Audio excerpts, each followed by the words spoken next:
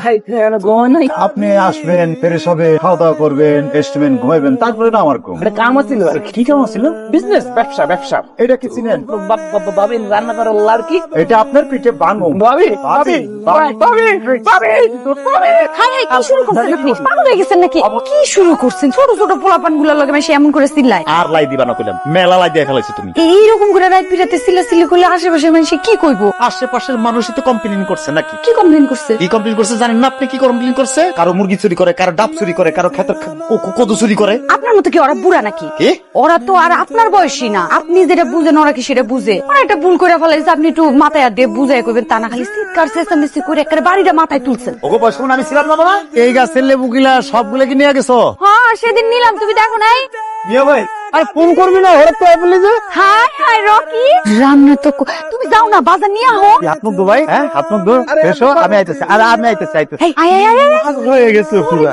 কিরে আলী, কি অবস্থা? কতদিন পর দেখলাম তোমারে, কবে আইলা তুমি? ছুটি পেলাম তাই চলে আসলাম। এই শুনলাম তো বড় ভাই নাকি বিয়ে করছে? হ বন্ধু, আমার ভাই একটা মায়া বিয়ে করে নিয়ে আসছে ঢাকা থেকে বন্ধু। মেয়ে যে কি খারাপের খারাপ, ঘরের মধ্যে দুটা বুয়া রাখ, খাবার আলাদা হয়ে গেছে, আব্বা আম্মা খাবার আলাদা, এগো খাবার আলাদা, ঘরের মধ্যে ভাগাভাগির কথাও চলতেছে বন্ধু। কি বলস?